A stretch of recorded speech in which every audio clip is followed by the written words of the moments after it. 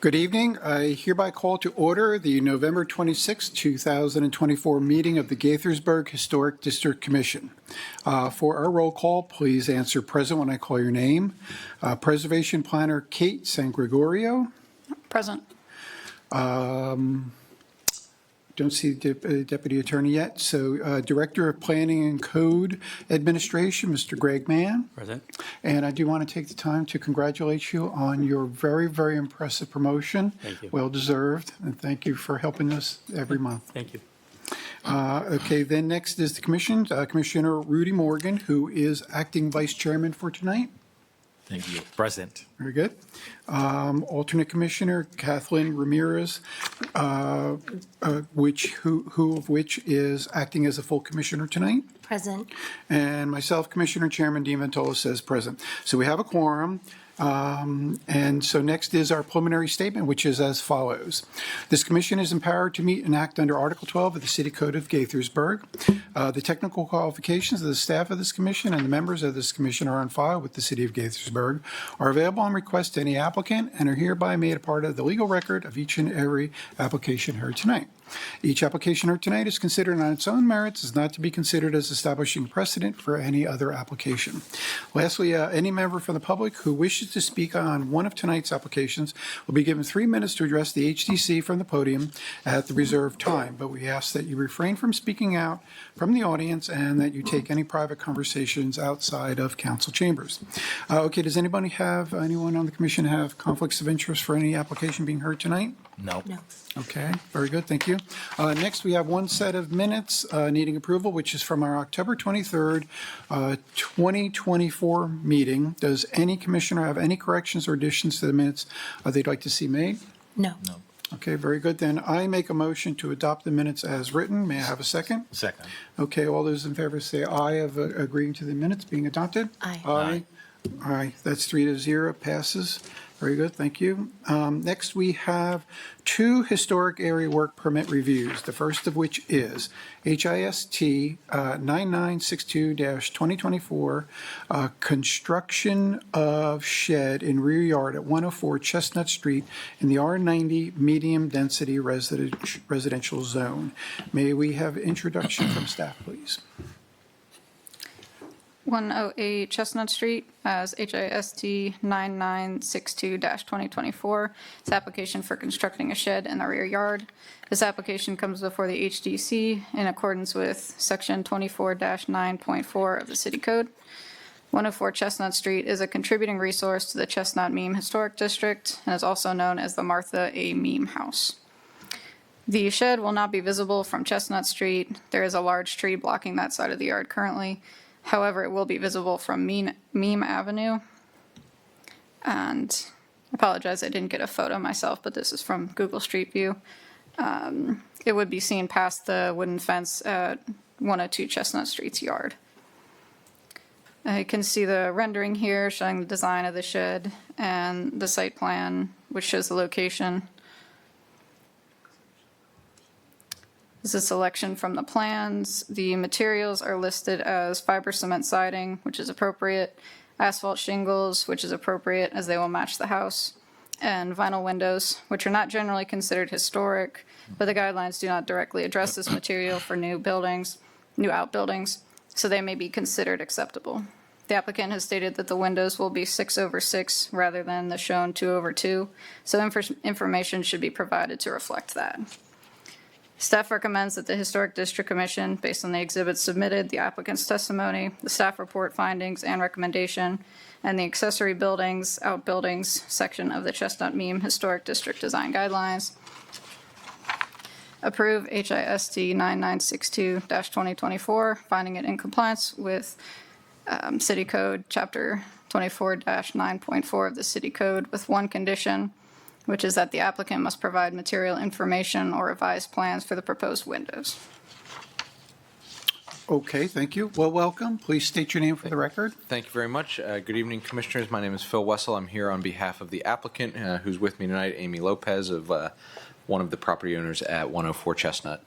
Okay, welcome to you. Happy to answer any questions. I think Kate covered the outline of the project sufficiently, so Okay. Any questions, happy to answer. No, at first I was wondering if you moved.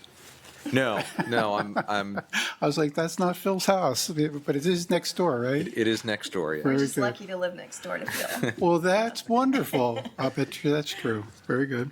Okay, do you want to add any facts to what's already been said? It sounds like no. Okay, very good. All right, so now the public is invited to speak. For anyone in the audience who wishes to speak, please come up to the podium and you'll be given 3 minutes. And I see no one rushing up to the podium at this moment in time, so I guess we can go then to anyone who is watching by computer. So to indicate that you want to make a comment, if you're on a computer or a laptop, move your mouse to the button at the bottom of the center of the Zoom window, and you should see a raise hand button pop up. Click on that button, and then we can call on you. If you're dialing in on a telephone, please press *9 to raise your hand. Do we see anyone waiting on? Okay, very good. All right, so then next then is, let's hear from the commissioners. First up is Commissioner Morgan. Thanks for your presentation.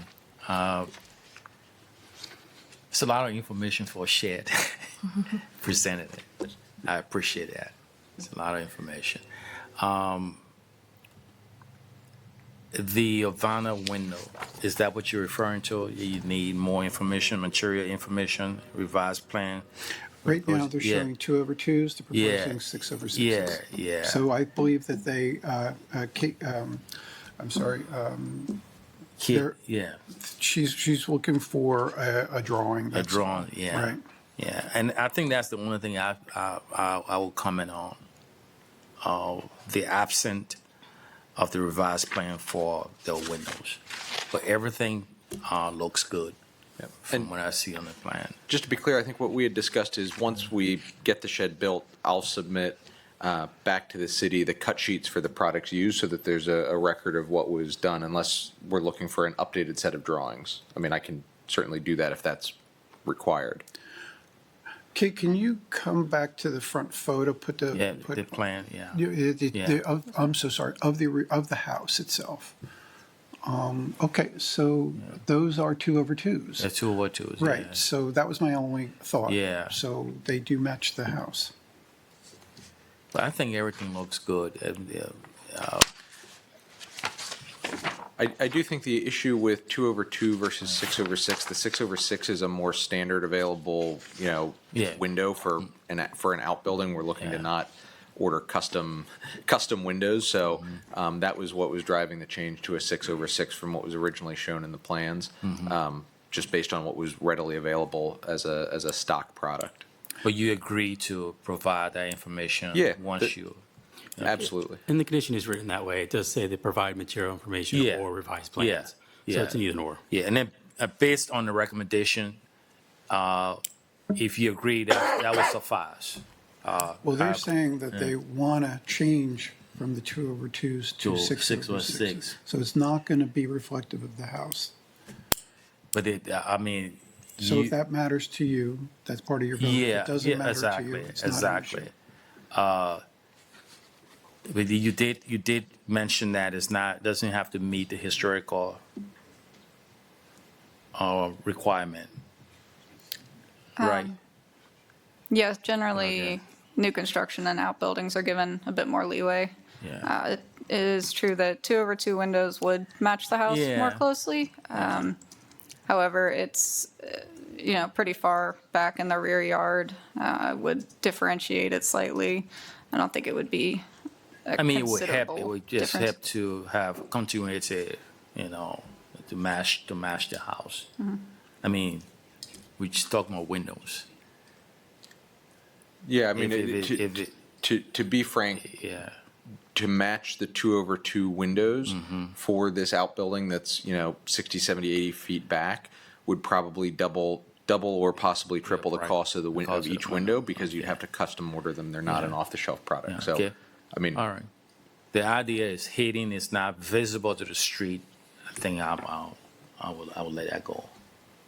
Okay, Yeah, basically, that's all my comments, but. okay, very good. All right. Commissioner Ramirez? I've always wondered who lives in that house. Well, there are 6 of us, so it's me, my 2 grown children, and my 2 grandbabies and a son-in-law. Not because anybody has a financial need or is sick, just we really like each other. So we bought the house together, and so we all live nice. there. It's a So beautiful with house. dogs and cats and rabbits and chickens and yeah. It's lovely to meet you. Thank you. Are those gargoyles in the front? Yes. Well, 2 are gargoyles and 2 are griffins, if you really want to be specific, technical. That was one of the selling points for the house. They were there when we bought it. Oh, they're fixed. They just sit. They're concrete and they just sit on the porch. But that's how everybody knows where I live. So they'll say, "Where do you live?" And I'm like, "The house with the gargoyles." They're like, "Oh yeah." So, yeah, they're great. Have you chosen a paint color, and will it match the existing home? So my idea is to flip the colors for the house. So the trim is that sort of dusty blue, and to have the siding the blue and the trim be the taupe and the white to match the house. Not it'll- that that's a consideration. It's just out of curiosity. We definitely would match that. I just thought it would be nice to invert it, and then it'll have the little porch on it, and so we'll try to match it as much as we can. Okay. Yeah. Thank you very much. Okay, can we see give us the proposed?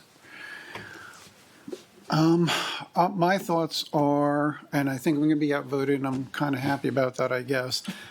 This shed doesn't have any visible connection to the existing house, which is a shame because I think your house is one of the most beautiful homes in the city. But the shed doesn't look like it reflects it whatsoever on any step. The roofing is not the right style.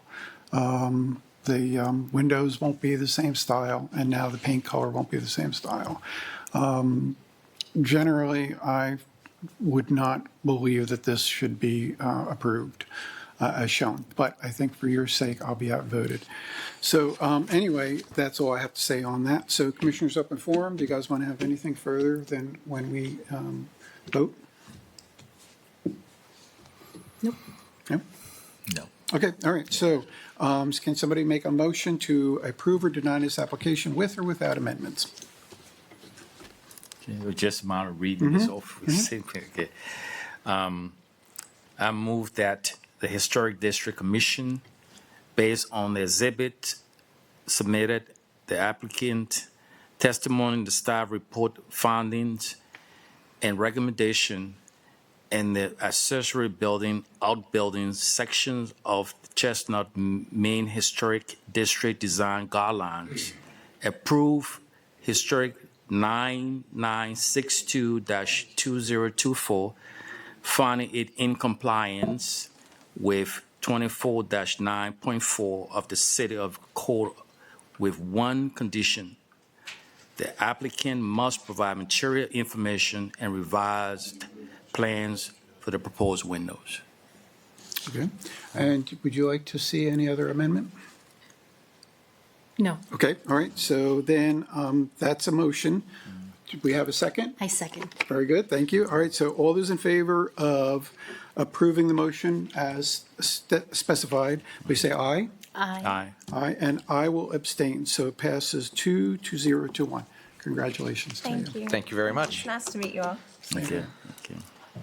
All right, next then, we have the second historic area work permit review, which is HIST 9966-2024, paving and extension of existing gravel driveway at 108 Meem Avenue in the R90 medium density residential zone. May we have introduction from staff, please? HIST 9966-2024 is for 108 Meem Avenue. It's an application for retroactive approval for the driveway extension and approval for paving with asphalt. This application comes before the HDC in accordance with Section 24-9.4 of the City Code. 108 Meem Avenue is a contributing resource to the Chestnut Meem Historic District. It's also known as the Michael Wallen House. First, a little background. The gravel driveway and parking area was extended by the previous owner without a hop. The new owner wishes to keep this extension and pave the entire driveway. These are aerials of the property. The left is from February of 2023. It's a little hard to see, but the driveway ends at about the back corner of the house, which was before the addition was added. And the right image is from June of '24, where the parking extends past the addition. My staff report summary regarding the size of the driveway. A large parking area would not reflect the residential character of the district. There's no precedent for this at any other houses in the district. Historically, the house would not have had so much parking, although it was noted in 1990 as having a parking area. And this will be visible from public right-of-way. And this is the applicant's site plan. Plantings are also noted on here. My summary regarding the paving. Although the change would not necessarily present a historically accurate appearance as per the design guidelines, there are several asphalt driveways in the district, as well as concrete and gravel or dirt. Neighbors have complained about gravel spilling into the street, and asphalt or concrete would not be abnormal for the district's period of significance, which goes up to the 1950s. And I want to note, if the HDC does approve the driveway as extended, the applicant would be actually required to pave it as per the city code. So staff recommends that the Historic District Commission, based on the exhibits submitted, the applicant's testimony, the staff report findings and recommendation, and the driveways, alleys, and walkways section of the Chestnut Meem Historic District Design Guidelines, partially approve HIST 9966-2024, finding it in compliance with Section 24-9.4 of the City Code, with one condition, that the parking area and driveway must be returned to the size shown in the February 2023 aerial. Okay, thank you. Well, welcome. Please state your name for the record. Good evening, Commissioners. My name is Khurshid Bilgrami. I'm the engineer for the owner. Okay. And I prepared the site plan, the one which you saw up on the screen. Okay. And this is Mr. Ali. I'll let him introduce himself. Please state your name. Hi, good evening. This is Shafaqat Ali. I'm the owner of 108 Welcome. Meem Avenue. Welcome to you. Good guys. evening. Would you guys like to add any other facts to what has already been presented? No, we are in, I think, compliance of making the impervious area under 5K, under 5,000, and which doesn't require a permit. So there is actually a gravel, you might say, parking spaces at the rear side of the house, and also a gravel driveway which leads onto Meem Avenue. And I just heard that there are complaints from the residents that the gravel spilling over in the roadway when the vehicles come in and out of the driveway. So we would like, as part of this modification to the home, there was some area which was extended, that was another permit. So as part of that, we would like to pave over the driveway and also pave over extra 50 by 34 space as shown in the site plan, so that vehicles coming to this facility could be parked away from the street. Okay. For my own knowledge, because I didn't see it I didn't notice it in the report, what is existing now? Is it all gravel? It's right all now? gravel. Yes, all And, gravel. and is it there's two sections that you have, I guess it's up on the screen, that you have the parking pad, the proposed parking pad, and then the driveway at 20 feet wide. Is that the length that you currently have now for the driveway, excluding the parking pad? I'm saying that the drive right now, is that all the gravel as currently shown, or is it smaller than that? The gravel extends beyond 20 feet, all the way up to the tree line, which are at the edge of the property. But in the site plan, we are showing that we'll do landscaping and with plantings, and so you're that gonna make it less the wide. surface will be pervious. Okay, and for the current length, is it similar to the length that you're showing for the 20-foot area? I'm talking about the distance. Is that where is that the distance you currently have that's gravel? Yes. Okay, very good. All right, that's my questions. All right. Okay, anything further? That's about it. Okay, very good. Thank you very much. All right. Thank you. So next then, the public is invited to speak. Is there anyone from the public who wishes to come? Okay, kindly please come up to the podium and state your name and the district that you live in. Yes, hi. My name is Amanda Tumulty. I live at 110 Meem. I am right next to 108. And what I would like to speak to is, and I would, if we could, go to the pictures that you had previously, where we're seeing the two, what it was and what it is. That would be terrific. There we go. Thank you. So I just want to highlight that as we see the current state, that where we see those two vehicles, just for demonstrative purposes, those vehicles, as you can see, all that extension back, and like very clearly stated, I think in staff recommendations, are not only extending by all of the duration that we see, but when they were parked in that way, the exhaust from the vehicles with the previous owner were going right back into my backyard. So not only, again, very clearly stated from the staff recommendations in terms of the tone and tenor of a historic district and the aspects that are highlighted, I do want to, as the direct neighbor, state that even environmental issue, let alone that it looks more like a non-residential and much more like a business, is something that me as the direct neighbor is very much of a concern. And then if I could also ask if we could go back to the supporting statements regarding staff recommendations with the 4 bullets. Thank you. I just want to reiterate that it's, as we, as neighbors have noted during this time where code was not followed, the gravel was put in, it extends almost halfway back to, I believe, like roughly 120 feet, just in terms of how far it is back, that it really, in my view, as the direct neighbor, does not reflect the residential character of the district. There aren't precedents around. It does feel, and many of us who live right next door and in the neighborhood have felt as though it looks more like a business setting. And of course, historically, it wouldn't have parking. So I just want to reiterate the concerns. And, this may not be relevant, but my family has lived in the Meem, Chestnut area since the early 60s. We're very familiar with the feel. And I think that if we are living in a historic district and we have certain codes and with the non-approved gravel driveway that is completely out of code for the historic district with the measurements, I would strongly recommend that we follow staff recommendations and we decline, and it either, or not either, but it be returned to the allowable size, which, if we go back to those other two pictures, is the 2023 aerial picture to the left. Okay, thank you Thank so you. much. Anyone else? Please, feel free, come on up.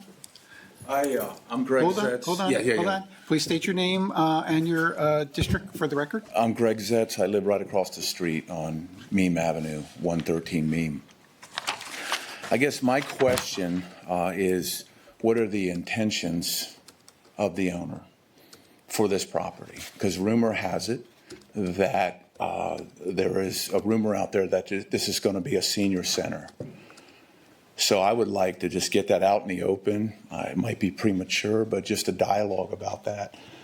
The previous owner said he was building it for his mother. Of course, that didn't happen. So I'd like to know what the intentions of the owner is for this property. I want to just present that. Well, thank you so Yeah. much. Thank you. Okay. Okay, thank you. Anyone else from the public who'd like to speak? Feel free.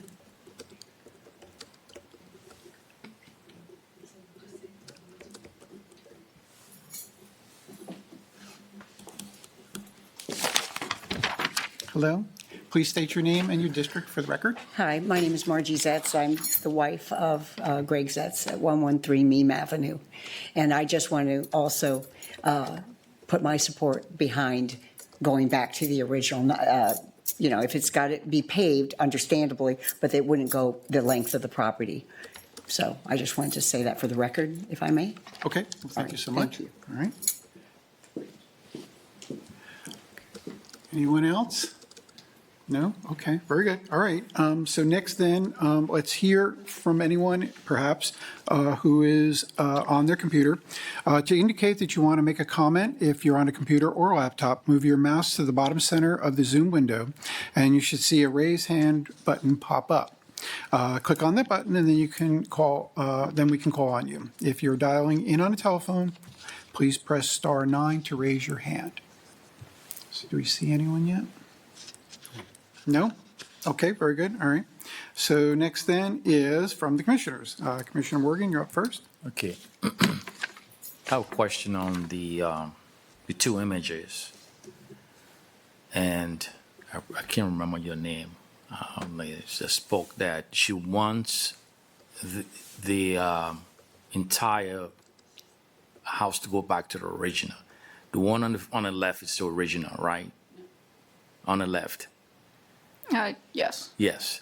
I am just. Yeah. If you're going, Yeah, can you, if you're going to speak, kindly come up can you to the come up? mic. Yeah. You don't have to if you don't want to, but he's asking Yeah, you a question yeah. to clarify what your I statement need was. clarification from Yeah, you. I'm happy to clarify. The house, the image on the left is the original house. That was before. Yeah, the- before he purchased. And right, before the driveway was changed. What changed? Okay, so the previous owner before you purchased changed Right, the driveway. that's right. You didn't change it, the previous someone. No, Okay. right, no. Yeah. All We right. didn't change it. See, this is some of the things that we try to avoid, because once you start building on things, you start changing. It changes as you go along. Is it okay that we address what is currently there, Yeah, and that's, right? Okay, because I'm trying to understand why you went back to the original. Can you clarify that, why you went back to the original house? You yeah. pointed out, yeah. so I'm speaking about the driveway. Yes. The driveway, as staff has very clearly stated in the documents, was never approved to be extended. So the original picture to the left is what is allowed. Okay. The picture to the right, the previous owner just put at their own volition, without an approval, without anything from a city council and historic district, and there was a previous meeting. Are you speaking from fact that Yeah. there was no documentation that substantiated those changes? Ask these guys. Yeah, That's correct. Right. The driveway extension never received. So they a- just went ahead and built without any. Well, they didn't any- really yeah. build it. They put They- gravel They down. put gravel down, Right. basically, and that gravel is spilling over to your property now, Near it. right? It's not on her property. It's No, near it. no, it's going, the gravel, I heard gravel spilling over to The road. the adjacent property. I believe in the front. gravel. It's in front. The front road. And then she also mentioned I didn't say. the vehicle that's parked, there's gas and from the vehicle over to your property, right? You did mention that. right. So what I stated, I didn't mention about the gravel, that was stated by someone Yeah, else. someone asked, yeah. That was submitted. But can you concur to that too, that the gravel is, What I am stating, and I think is the strongest point, is that there was no request through your formal channels for a driveway to be extended. okay, Okay, there was nothing approved, and when there were other requests, your body said in a response that the owners needed to submit something, and it was out of code, and it's been in legal standing, as I understand it. There's been some legal proceedings. So what I am saying is that I would like the correct processes to be followed, and I also stated that, yes, as the neighbor with my property directly abutting, adjacent, when those vehicles, and you can see there are many spaces, that sometimes there were 4 vehicles parked there. The exhaust was going straight into where my family sits outside, where my dog gets to run in the fence. So it really was like a parking lot. And that is what it looks like, and that is what we experience from sound and from exhaust. So That's what I stated, but I think that, again, it's very, very clearly stated by staff in terms of the facts and the additional specifications regarding the historic district specifications on top of other code. All right, I just want to understand your point. I appreciate Thank it. you. Okay. Can you go back to the slide that you have all the 4 points? They have larger parking area. Yeah, this one. Okay. So based on the summary, and I can see that going back to the 2 slides from the original building to what has been, I will call evolution, it being evolving over time. If you look at the area for parking and in proportion to the building itself, you can see that the parking space or the parking area, the gravel is just as probably larger than the house. And you don't see that when you look at the other homes around there. You don't see this. That is a major problem. Whether it's gravel, whether it's paving, even if you change everything to asphalt, it even make it worse. Because gravel is more close to a natural material than just imposing concrete on the surface. I can see why it's just off. It's proportionally it's off. I think I have a problem because if looking from the photograph, it's very massive. And the visibility from the street is also a problem. And I think you have the opportunity to answer your neighbor question, exactly what is the intent as you improve the property with this parking space? What is the intent for this property? Is it a residential? Are you moving towards something else? I mean, I don't know. You have to state that. I have a lot to say about how I'll reserve my time. Okay. Yeah. Commissioner Ramirez, you're next. I was asking Dean whether we have access to the HDC regulations regarding running a business from your home. Because I do. I run a small business from my home. It's a law office. But one of the things I remember reviewing was about how many, when I applied for my business license, one of the questions was about how many clients, how many people will be coming to the property. Because the concern was parking and the amount of vehicles that are coming in and out of the neighborhood. But I think that's a zoning issue. It's not for this commission to decide on. At this time, although I am, that is something that I would worry about too. I do have also a neighbor who seems to park all their commercial vehicles in their own private driveway and parking area. But I don't think that's something for us. That's not within our purview. There was one thing I wanted to ask about that diagram. Can we have the before and after, please? Yeah. So I do see the extended driveway. I see the parking pad or the gravel. And then to the right of that, seems like they've also put in some kind of a patio. The patio, yeah. I'm just wondering if they were able to get a permit or a hop for that as well. Is that something we should be concerned about? I'm sorry, Greg was showing me something. What was the patio? Do we have any documents or a record of whether that was approved? No, it's not a structure. I believe it's just stones on the ground. Yeah. So I wasn't entirely sure whether that should be reviewed or not, because it's not a. We'll have to look into it permanent a change. bit more. If you remember, going back earlier this year, there was a hop that came before the Historic District Commission related to some improvements on the front porch. And at that time, staff did flag the increased driveway with the gravel, that noting that it had not been approved yet by the Historic District Commission or received any permits from the city. So this is really coming back to kind of satisfy that condition on the original approval, which either said return it to its original format or seek a hop from the Historic District Commission.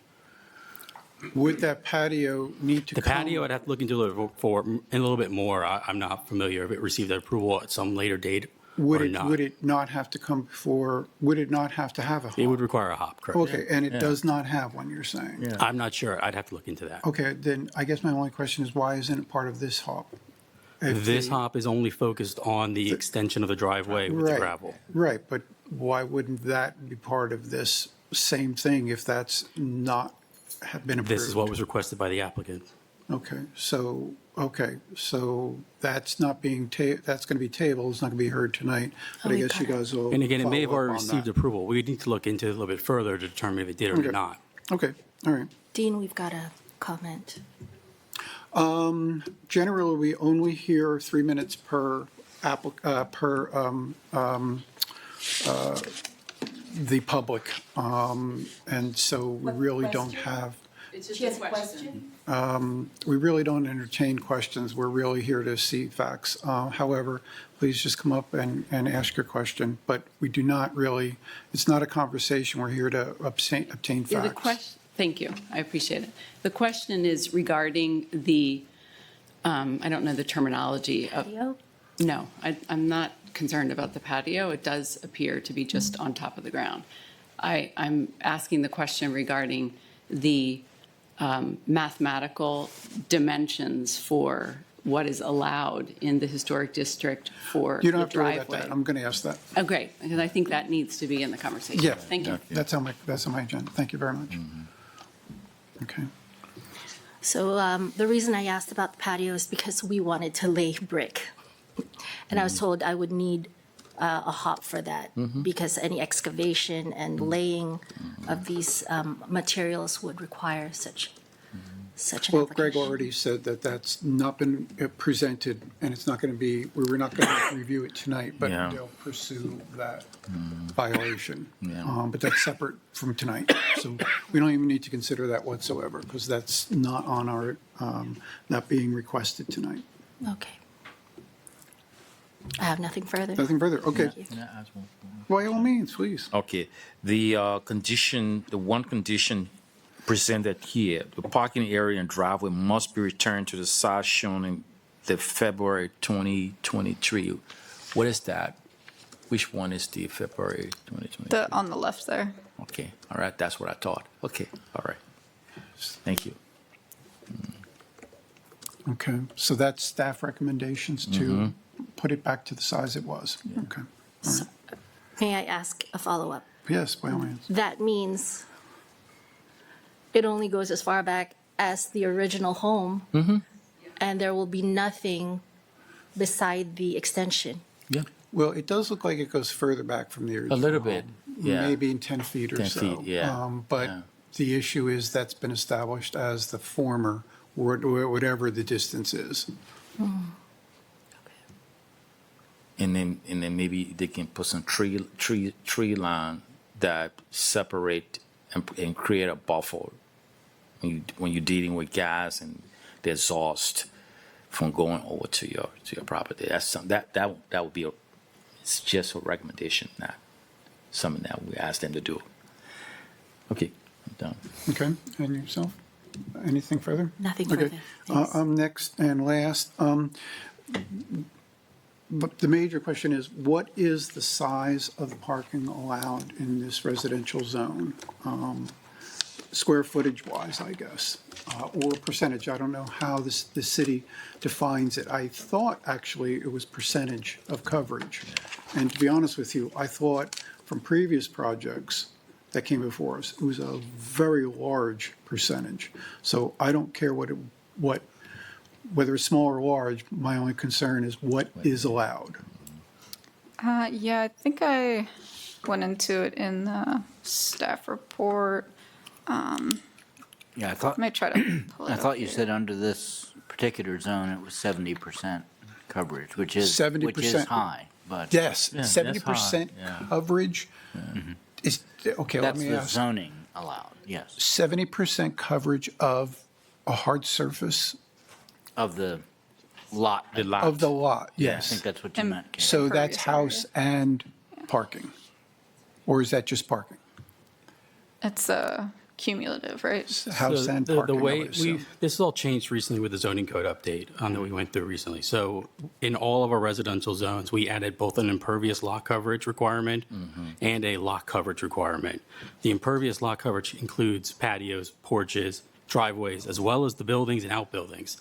So it's a cumulative calculation of anything that's impervious. And that is, And that in this zone is 70%. is that currently zoned 70%? It's nine. Yeah, I it's remember it R90. being extraordinarily high for a historic area, but it is what it is. Well, that's the zoning requirements. That's outside of the requirement, anything in the historic preservation. Yeah, here's the thing, that's a good point, and I am intending to, or was intending to really go through that and discuss it. But anyway, let me just interject something.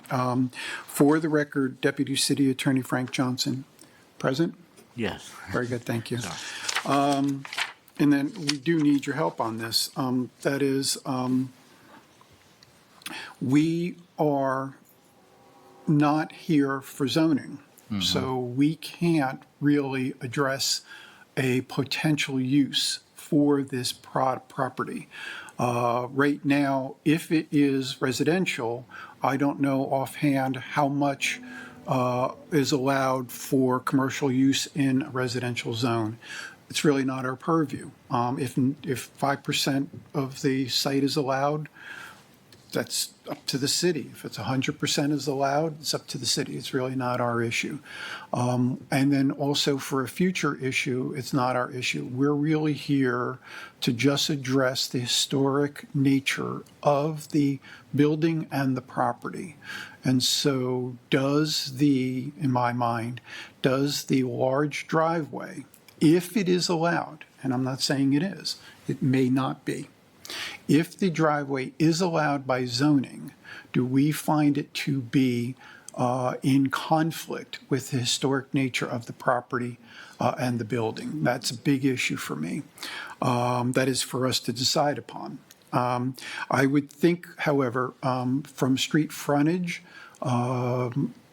if there was a requirement from us to the applicant to have more vegetation up front, thick evergreens, not deciduous evergreens, so it always maintains that. So you would then reduce the visual impact of it, because a 20-foot wide driveway is not a massive driveway. It would be nice, we can consider it, by the way, if we want it to be less wide. Generally, residential houses. That's a normal. Well, Yeah, it's 20, normal for two-way. Yeah, two. Yeah, so if we wanted to say only one way and reduce the width, we have that right to say, I believe we have the right to say that it would be more residential to have it only be 12 or 14 feet wide versus 20. We should really think about that, all right? But requiring heavy vegetation up there to reduce the vista of a large drive path and parking pad would, I think, be acceptable because it would be addressing the historic nature of the property. So I don't think we're overstepping our bounds on that. But the real question is, what does the city allow? And I don't believe that we have any authority to say that they have to reduce the square footage that is allowed if we don't have any substantial belief that it would hurt the visual impact of the historicity of the building and the site. So those are my positions on that. So it really comes down to, for me, Greg and Kate, can they legally build this driveway as they're proposing with the house and the patio? Would that meet the current code? My gut feel is, at a glance, is it would. So if it does, then we can't restrict them unless we believe that it would harm the visual impact of the house and property. Yeah, I have a question for Go you. ahead. Are you saying that within the 70%, if they meet that threshold. That's the code, that's the Yeah, law. yeah, I understand Right, that. right, Okay. right. Now, Yeah. I'll say the only thing we can do if we disagree with it being an affront to the historic nature of this property, the building and the property, then we can make a claim that it isn't historic, or it doesn't, it is harming the historic nature of the property or the building. But I'm thinking, because it's a two-dimensional surface, that is not vertical, so you won't see this massive thing. If you have a tremendous amount or a reasonable amount of vegetation in front Yeah. of this, I don't think you would see it. So I don't think it would harm the nature of the building or the property, if it's allowed. And that's not up to us. It's up to the city to determine that by doing the simple math on that. As far as the car exhaust issue is concerned, I don't think that that's an issue that we should entertain at all. It would be nice if the owner doesn't park the back end towards the neighboring property, but it's not our business whatsoever. It's not something that we would ever encounter as far as an affront to a historic nature of an existing building, because just the existence of a 2024 modern car in a 18th century or 19th century, even 20th century house is by nature not conforming to it. So we're all in agreement it's allowed. So that's not an issue, and we can't address that. So those are my three big points: the car exhaust, the tree line, and the size of the pad. So I hate to say it, I think that if it was gravel, I would have a bigger concern for it, because I think that that's very noisy. And we already know that there's complaints that the gravel is pouring into the street. So I am all for making it a hard surface. I'll put another item in here and just say the width of this driveway. As a matter of fact, that may be the only thing that I think we would be voting on, that as well as the historicity of it. And there's three people here on the commission, so you guys can vote whether Yeah. you think it's an affront, whether you think I am not correct, that it is No, an wait, affront wait. to the historical nature. I agree with you to a point. Mr. Chairman, you had said, and it may be worth, Kate and I actually had some conversation over your purview, and Please do. it was That's why I say you somewhat need to similar to help what us. you're talking about. You need And to help us. the ordinance that lays out your purposes and why you're here, you're right. It's not a matter of land use or simply comparing the residential and commercial use, but it is focused on the historic nature, not only of the lot, but the area, Yeah. Okay, I agree as with that. well as the architectural, and the architectural is really the visible nature of it. In other words, how does it look? But the historic, and I'm not trying to say you're limited one way or another, your certainly your decision one way or another, but the historic nature of an area may not only be limited to how does it look, or it may be a matter of some other aspects of the general historic area, because there is a focus not just on the property and not just on architecture alone, but the overall historic area that's involved in what is the historic sense of what of the community that you have there. And there are some elements of that may go a bit beyond. It doesn't go into zoning. It doesn't necessarily go into land use, but if there is a consistency with the community, that can be an important factor, and not the use, but what's the historic nature of the community? What's the historic element of the community? So you aren't necessarily limited only in what it looks like, which is, and I appreciate your focus on that, but you are correct that it's not a matter of, oh, this is inconsistent with a residential area. It's more what has been the historic nature of this community, what has been the historic area here, and then comparing not only this property, but perhaps some others as well. But here, I appreciate everything you're saying, and I'm not in disagreement with it whatsoever. But here's the thing: the code has been written adopted and, approved and adopted for a maximum hard surface. And so. I would just say, don't let the code either restrict you or encourage you one way or another, because and what you're talking about the code, I know you're not talking about the parts related to your historic review, you're talking about the zoning code. Right. So if they I allow don't think, it in this and I district. think Commissioner Ramirez had said as well, talking about zoning issues, that's not something we need to be focused on. I don't think you need to let that direct your outcome, but I also don't think you have to be hamstrung by that either. You're entirely free to, as long as the focus is on the architectural and the historic Okay, elements. but in agreement, I'm not arguing it whatsoever, but I'm wondering why the city fathers would allow 70% when they really don't want 70%. But My point is, I think they're allowing it because they decided to allow it. And But Dan, it's not, ahead. only- But this- it's not but this only is just in the the Meem parking, it's district. other things, Subject to your review other too. things, other elements Other elements beyond the driveway beyond the count towards the driveway that's 70%. part of this 70%. It can be patio, it can be hardscape, it can be walkway around a house. I think I agree with you to a point. Where I kind of deviate is the third bullet point. Historically, the house would not have so much parking. Right. This is just resonating. Just bear with me. So it goes back to the question that one of your neighbor asked you: what is the intent for this house?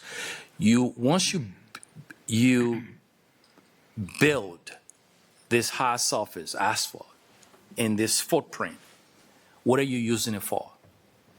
You're gonna park cars. Who's gonna be parking there? Is it people living in the house or people coming to do business with you?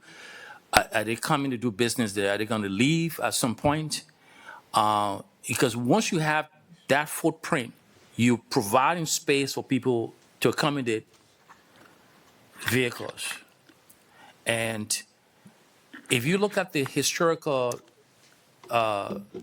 context of the entire area, all your neighbors, your house will be out of proportion with everything, because you have this small house and you have this huge parking lot.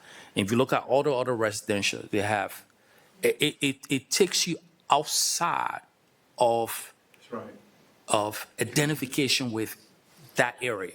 I don't know, I You're agree with you. I'm sorry. You're totally out. So and that's the problem that I'm struggling with. You do have that 70% to as a right to improve based on the material you want to use in the area and the surface, but it takes you off historically, and that's what I'm struggling with. I'd like to state something. Two houses down. Hold on, please. Sure. Do any of the residents in this district, are they allowed to have any commercial use in there?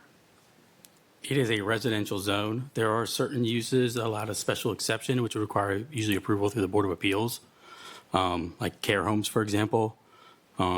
There's also, I think, if I remember correctly, I'm pulling it up while we speak, so bear with me here. Age-restricted housing is also, I think, a special exception, but you have to understand, our 90 zone encompasses large portions of the city. For example, Asbury is zoned R90. So the use is allowed because of that, under Asbury, but it's a special exception. What zone is this? R90.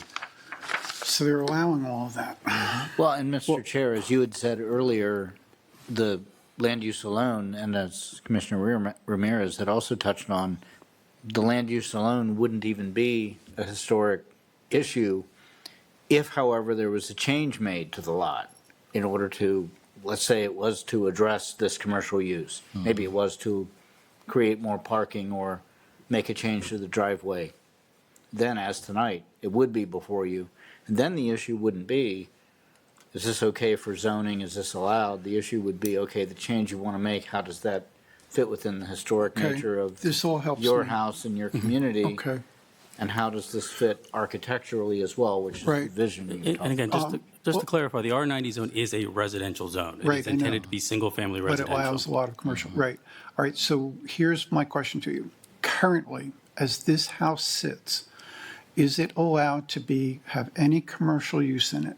It has only been approved as single-family. Okay, that helps me a lot. Okay, very good. Now, Just one- I know I'm sorry, the it's computation- not supposed to be a conversation, please forgive me, but it's not. We've heard from you guys. Computation for the zoning, I know, sir, but I feel like you don't have all the facts. The zoning for R90, I received from Sam Copeland, previous with the other, that was supposed to be submitted when they didn't submit the documentation that you mentioned, sir, that there was in the computation for the parking, and I didn't come like printing all this because I thought this would be handled and stated, that the front yard, there's a certain computation for how much is allowed and the back. Is that no longer? That's no true? longer true. The code got updated in July. Okay, and that is helpful to know. Again, it sounds like, and we And, had heard from and previous. I do apologize. If you are going to speak, you have to come to the microphone because we're not going to capture you I just want to make otherwise. sure that I'm good. I just want to make sure that Yeah, the the code- facts really are. The code was updated in July with the new zoning code. I think what you're referencing was back in February, which would have been under the old code. February. Yeah. Okay, I halted you guys. You have every right to speak, so please say the piece that you're interested in saying. Again, Khurshid Bilgrami, engineer by profession. Have been in the profession for 35 years for the county and state highway. So right on Meem Avenue, you said what is proposed or the existing, as my client has, my cousin here has acquired the house, the gravel parking pad as well as the gravel driveway which was existing. So when I went and did the site investigation, I walked along the entire Meem Avenue, 2 houses down the road. There's concrete driveway all the way to the end of the property with parked cars and all that. So you're stating there. precedent is something. It's there. Okay. It's there. Not one house, but more than one house. Yeah. With that said, that we want to preserve the historicals, that we know that, but if in case we need to put some evergreens up front to have an obstruction or to have more aesthetically pleasing look of the property, we are willing to do that as Okay. well. Yeah. Yeah, and I think that's what the Dean, Chairman was saying. That we do not want to deprive you of your rights. If that 70% is in the code, then you should be privileged to use it. Yes. And I think that's why I agree with him to a point. If we reduce the driveway up front to about 16 feet or something like that, and you replace it with vegetation, and you also do vegetation in the back as well. You see the back of that open area where you have the two. Yeah. You do vegetation all around. That is giving. That's within that 70%, and that's something you have to confirm with the city. Sure. If you can do that, but. And that's where I agree with him to a point. But reduction or returning to the original or reducing, that's something that we have to vote on. Whether we're going back to the original or we're going to give you some, yeah. All right. Yeah. Because I want to be like- fair, basically. As the owner, would you like to add anything further? I'm good. Okay, all right. And also, respecting the neighbors, if the previous owner or during construction, if people were parking with the back end of the car facing the neighbor, thereby blowing the smoke coming out of the cars, that can be easily prevented, either with a fence or we can make sure that it's front end towards the neighbor's property, if there are any parked cars or something like that. Currently, is it used as a residence, the house? Right now, he just recently bought the house, so we don't know yet. So after everything goes through, after the driveway and everything is in place, then he's going to decide what he's going to do with it. What was so the previous owner, they used it as a residence? Yes, Generally. that's what he said. His family was living there. I mean, when he bought the house, I don't know who was living before him, or he bought it, or we don't know. There's a lot of stuff going on here. You have the old house, you have new addition, 24 feet by 28. You add into the house, right? No, Proposed. that was all done. It's already added? Yeah, yeah. So the order, that's what you were asking, what is proposed and what is existing? Everything This is is- there. this is The not- only this thing is we are misleading. proposing is I the can driveway. walk you through where 108 is written on the plan. That was the existing house, which is in place. Of course, a remodel, and then new addition 24 by 28. That is the new addition, and then the patio is the new addition. And what we are discussing tonight is the proposed driveway and the extra Yeah, parking but pad. be careful. This sketch is kind of misleading a little bit because the addition to the house, we have no documentation to substantiate what is there. We have no documentation, so Well, it's in the photo. it's in the Can I photo, ask you- yeah. That should be in the city records. Yes, the addition was approved in was 2022, I Okay. believe. Yeah, so right. we approved that addition, you're saying? All right, and was it Yes. approved as residential addition? Yeah, it's a residential structure from the city's perspective. It's all it's ever been Okay, approved for. and who presented that? Was that the existing family presented that, or a Presented the speculator? addition. The addition. I do not remember who presented that in 2022. We can tell you, that's what's so frustrating. You have the documentation, you know you approved. Hold on, please, come up to the podium. Please, go ahead, I'll give you 3 minutes. Thank you. The previous owners are the ones who submitted the documentation. Again, it's a little bit frustrating for us as neighbors because understand. you guys have the documentation. It was presented to you, you approved it. So the original house and the addition has been approved. You've done all the things, it's in place, it's approved. We're here about the driveway. The driveway was never submitted in. We understand it. Yeah. My question is, again, please understand, we're here just to obtain facts to help us make this I decision. agree, Yeah. yeah. Okay, so Yeah. do you know of the original owner from the house that was just a square house? Right. They added an addition. Do you know, was that the original owner, or was that a speculator who came in, bought the house and added it? Right, so You know that. my observation, which would be, I live right next door Right, that's while what it was I'm being asking. built. My observation was that there was multiple people who were working on the home, who stayed in the home. For a little time, there appeared to be some family members, but not for the whole duration. Once it got more finished, those people were gone. So the amount of time in terms of a family home was much more from the observation of a neighbor as being a flip. And I was not privy initially when it was being sold from the previous the owners, the Clements, who had lived there, just like my grandparents who had lived there for, 40 years or so. So when I had heard, so this is hearsay, but I had heard when the people who bought it, who did the extensions, they did speak of it as though they were enhancing it like a flip. But I did not hear that directly. I only observed what happened as they were building. From your understanding, do you know if it was flipped as a residential property?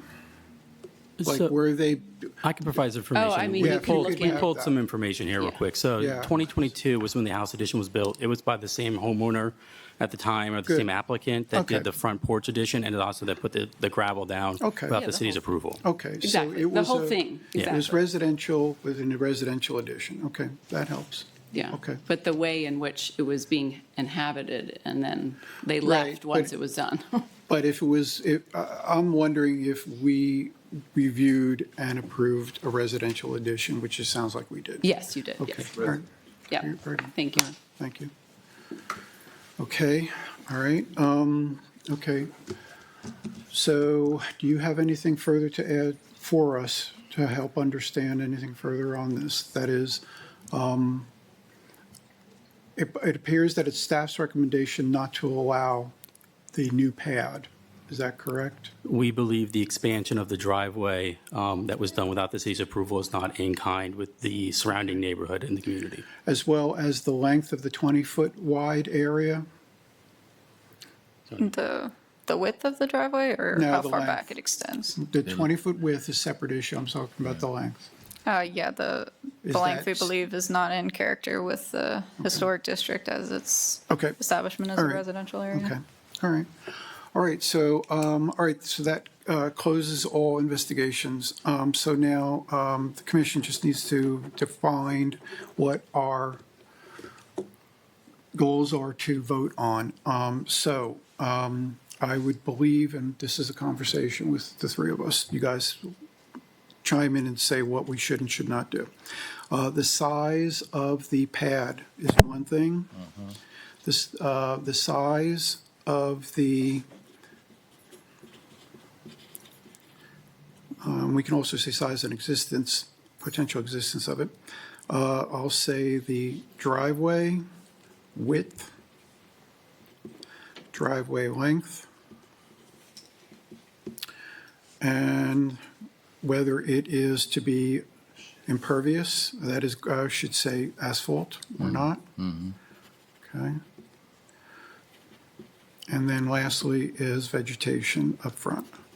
Okay, so that's 5 issues that I think we need to discuss and vote on. Do you guys disagree with any of those 5 as far as addressing this issue? That is, if we vote on each one, do you believe that that would cover all bases, all issues? Or is there something on here we should take off? Or is there something missing we should add? We got size of the pad or its existence, that is, pad at all or not at all. The driveway, its width is at 20 feet. Do we want to make it less narrow? The driveway length, let's just say it looks like it's 120 feet or so. Do we want to have it go to the original length? Do we want to say that the existing gravel needs to be asphalt or it can remain as gravel? And then do we require, if we say other things are a factor, that is, if we reduce the width, reduce the length, do we then require vegetation or not? So those are the 5 that I think would address this completely. Am I missing any, or is there any on the list that we should not have on the list? I'd like to ask whether the vegetation, if it covers what we're concerned about, the visuals, whether that would affect our decisions on the existence and the size of the parking pad, on the length and the width of the driveway. Yeah, I think that's, and I think that's what I pointed out in the So last maybe month. we Yeah, decide the vegetation, yeah. vegetation first. I was thinking decide it last, because at that point then, so do you think that if you had heavy vegetation, you could allow? Possibly. Well, then let's hit vegetation first. Are you Yeah, in agreement? yeah, Okay. yeah. So let's hit vegetation first. Is there anything on this list that shouldn't be on the list that you guys think? I'll go through it real quickly. Just say yay, it should be on the list, nay if it shouldn't. The size of or existence of the pad. Keep it, Keep yeah. it on the list. Yeah. All right. The driveway width, should we keep that on the list? Yes. Yeah. Okay. The driveway Length. overall length, just the Yeah. driveway itself, should we Yeah. keep that as a list? Yes. The asphalt, do we say that Yeah, it should be addressed? yeah. Okay, and then the Definitely. vegetation? Yes. Okay, so there you go. So that's the list. So I'm fine with starting out vegetation being the first. So give us your thoughts. I agree. What? Putting some evergreens there, something to help with the visuals. I'm not sure what that would be, so Well, evergreens defer for to- sure, I would believe, just because they need to be year-round. Year round, yeah. All right. Yeah. So we'll, Evergreen on the front, is a definite yes? it's the Okay. definite yes. All right, And so it's also just- in the back. And in the back? Mm-hmm. Why in the back? I just, because you have Are you neighbors. thinking of the side? or Yeah, I the just, back? basically the vegetation is gonna condense the size. It's gonna minimize the size. Because right now, if you have the pad in the back and it's just open, So you're thinking of possibly having a pad, and if it has a pad, then you were thinking you want to. if you have a pad, you should reduce it and put vegetation around it. Okay, Yeah. all right. Well, so let's just vote on the idea of vegetation now. By the way, we can come back to it at the end after we vote for all five and would readdress it. That is, if you guys want all five, then maybe the vegetation doesn't have to be as large. If you guys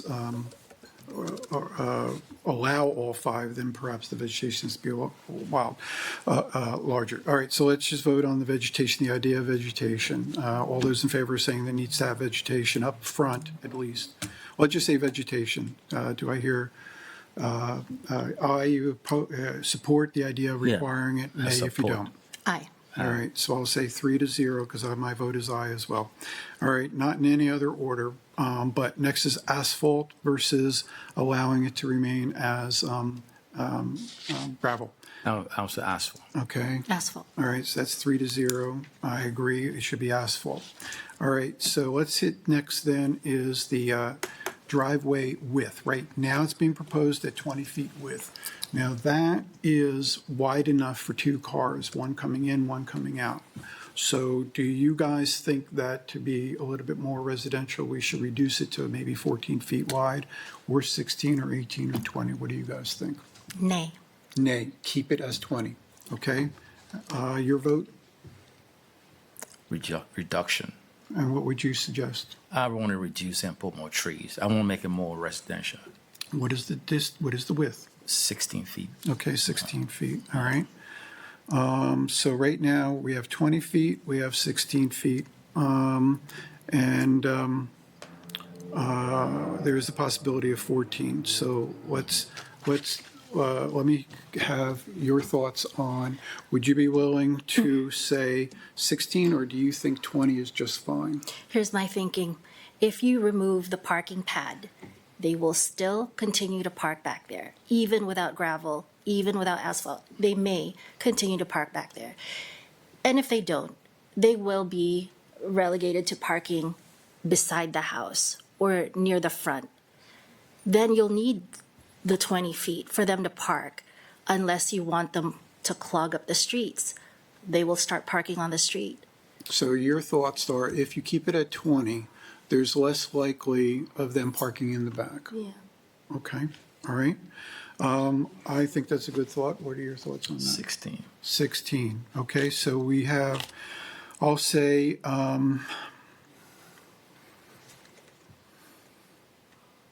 I want to get that residential feel from the street. More tree. all right, but then where will they park their cars? If you, It's smaller in front and as it goes back, you can open it up. okay. Yeah. But you're saying that you're for possibly having the pad. Yeah. Are you for possibly having the pad? Yes. Okay, so if there is a pad, would you still want 20 feet wide? Not necessarily. That's what I'm trying to say. Okay. I mean, it's really, I mean, it's a give and take, do you want it to be as large as possible, the 20 and the pad, or do you want to reduce one or both? I didn't hear the neighbors making an issue of the 20-foot driveway. Okay, Yes. Is it an issue? Can I? Yeah, we did. I mean, I live right next door, so if you're. So the entrance is a problem for you as well? Well, can I respond? no. I think our time We is. real- At some point, Please. Well, it's just, I We're, think you're. I'm sorry, Was she we asked- should not be asking anything of I the public apologize. at this point in time. And also, we should not be asking really anything of the applicant. We have gathered all the information that we are going to address at this point in time. We've already voted on it. So I do not want a free-for-all going on here today. It is not going to be good for us or anyone. And the other thing too is, just so I can advise you correctly, as to your legal parameters, and if it takes a second, my apologies. Kate, before us today, before the Historic District Commission today, was there an increase in the width of the driveway, or was the width of the driveway, whether it be the 20 feet, I guess, the current width, was what was in place, or was there also an increase in the width? It's hard to say exactly. I think based on the aerials and street views that I've compared and photos, it's about the It same. looks the It same. look the same, Yeah. yeah, You can't judge it. I have pictures. Would be, yeah. it would be How about if you go and It looks the same. difficult for the commission to say, to request a change to something that was already Or there, existing. yeah. It's certainly appropriate in looking at something new to say, well, this, in order for that to be acceptable, as Mr. Chair, you were talking about vegetation or some other changes that might be appropriate, but to say something that was not subject to the request, change that in order to perhaps reflect the more historic residential area.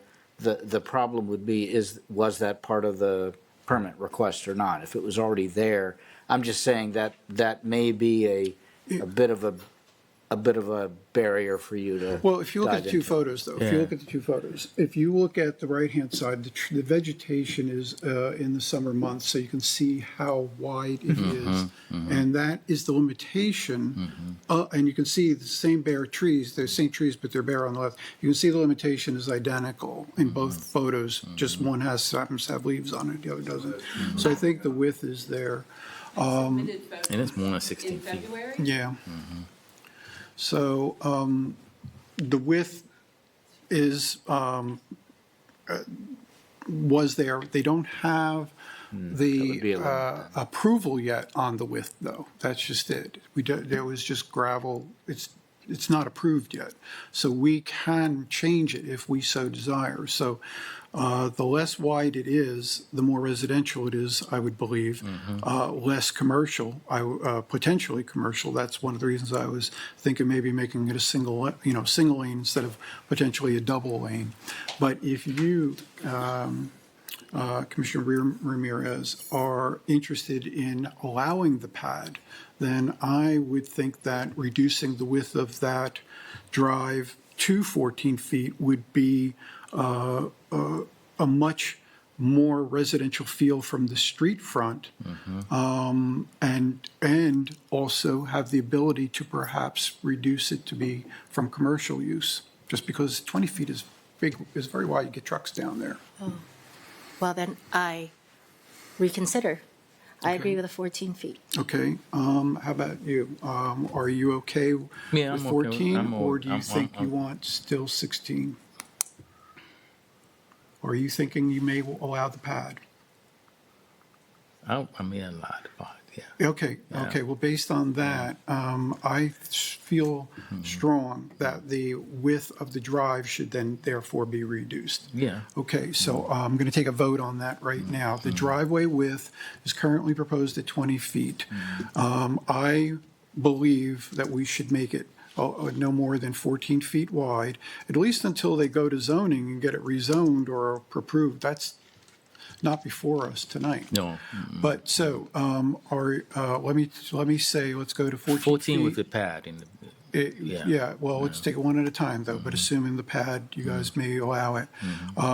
So the driveway width at 14 feet, do you vote for that as a requirement? Yeah. Yay? Yay. Yay, that's 3-0. Okay, so 14 feet, all right? All right, next then, the driveway length. I would say let's skip that, because if the pad is allowed, then the driveway length has to connect to the pad. So let's talk about the size of the pad next. Do you guys vote for allowing the pad? Now, that'll be asphalt. Yeah. Okay, so do you vote for allowing the Yeah, pad? We'll talk about the size yes, in a minute. yes. Do you vote for allowing the pad? Yes. All right, so at the very least, it's going to pass 2-1, so it passes. So I'm not even going to vote on it because it's not an issue I mean, anymore. they need somewhere to park the car. I mean, it just is 14 feet driveway. You got to park the car. Well, somewhere. it has 2 Yeah, votes, so you guys yeah, voted on it. So yeah. right now, we have the size of the pad, the pad itself is going to be in.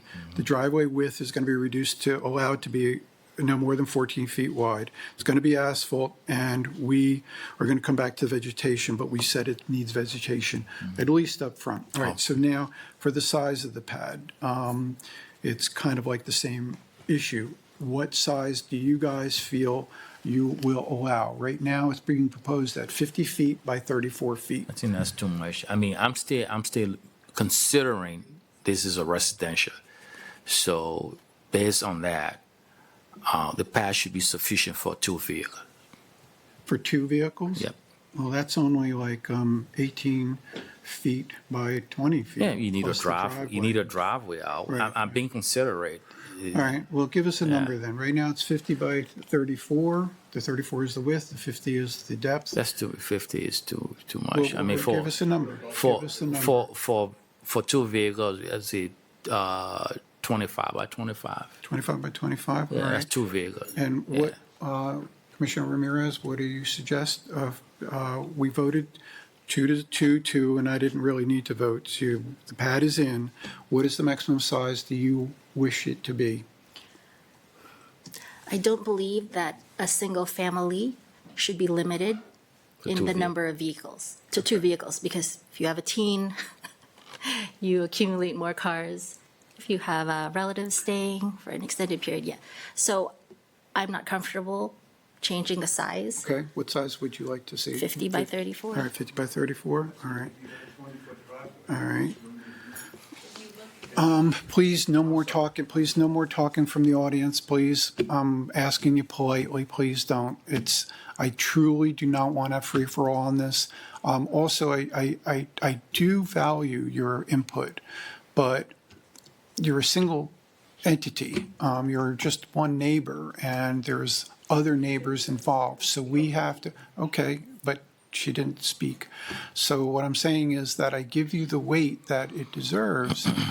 We've listened to a lot of your information, and we value a lot of your information, but I'm saying politely that the investigation really is already been over. We're now trying to vote on what we believe is reasonable for the community before anything, with the rights of the owner still equal in our forefront. So please understand, this is not an easy thing for us, but talking out in the audience isn't helping us at all. And in a way, after a while, it kind of is not helping you. So please, I appreciate it. Thank you very much. All right, so we got 2 different things, so 50 by 34 and 20 by 25. All right. I think I'm of the mindset that I'll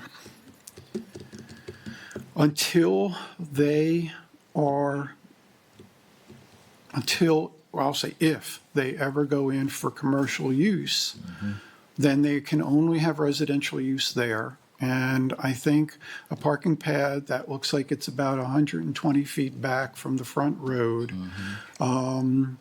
is not going to be an impact to the community itself, except for the idea that it does need vegetation between it and the neighbor to the left. And that to me is very important. So I would believe that maybe the solution is that we allow the 50 by 34, but we need to have vegetation separating it from the neighboring property. Maybe a 5-foot or 10-foot area of vegetation, evergreens, or a fence that prevents the visual and reduces some of the noise. We can't order them to do a fence, but we can if we say if the parking lot is anything bigger than 25 by 25, then they're allowed to go as high as 50 by 34, provided that they provide a 6-foot solid fence or vegetation. Does that sound acceptable to you guys? Well, that's 2 to 1. I still feel that the pad should be reduced. Okay, Yeah. okay.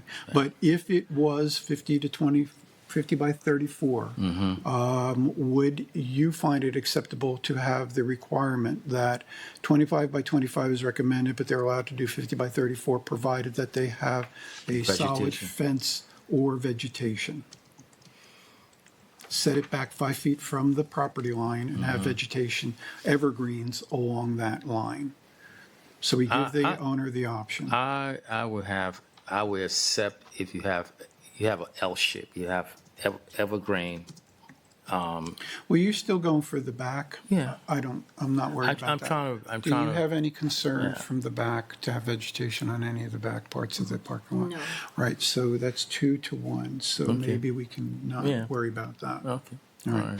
But what are your ideas if I propose the idea that the size could be 25 by 25, which gives the vice chairman his way, with the option of them doing 50 by 34, which gives Commissioner Ramirez her concern or her for the needs of the use of the property.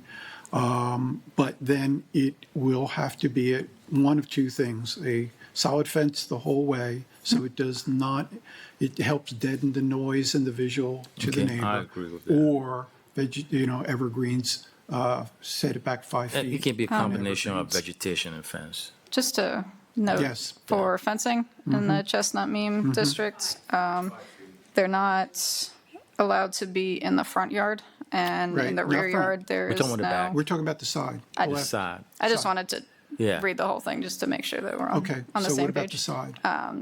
So in the rear yard, privacy fencing over 5 feet and of a style which will block sight lines is unacceptable. So over 5 feet. Right. But you're saying that they can't, it has to be open, or can it be a stockade? That's what it says, over 5 feet and of a style which would block sight lines is unacceptable. Okay, So right, right. it can't be a privacy fence. But up to 5 feet, Up to can it 5 be feet. solid? Board on board. Right, board on board. It could adjoin Either like, to the or. one I have for my dog. It's approved by. It says and of a style. I don't believe a board-on-board or privacy fence would be permitted based off the graphics that are also included in the design guidelines. And the No Historic one's District allowed to have Commission has, fencing on the side the Historic property? District in Commission in this? the past has historically followed the design guidelines and the graphics included in there when you're making your decision.